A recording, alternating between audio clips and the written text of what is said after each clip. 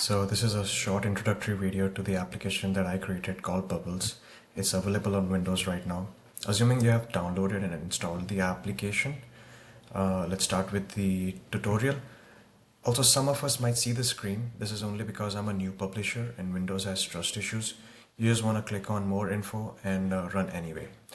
Once you have installed the application, you'll see the icon of B on your desktop. You'll also see it in your program files. Let's go ahead and click it. This is what the UI looks like. It's fairly simple. There's a clear button, an add bubbles button, and a pop bubble button. Now, why do you want to use bubbles? So let's take an example here. A friend has joined, let's say my friend joins my university, and they want to know what courses I took and what was the case study or the content of those courses that were being taught. So I want to share it with them, and I want to share it on Gmail and on Outlook because they're weird like that. So I select the file after going into the folder and I drop it into the bubble. Let's see that again one more time. So that was from semester 1. I'll go to semester 2. I'll go to new product, and I'm going to share all these case studies that were taught. So I'm going to select, drag, and drop. It's super easy. It's super fast. I can do this with multiple bubbles. Select how many ever files I want and just drop them.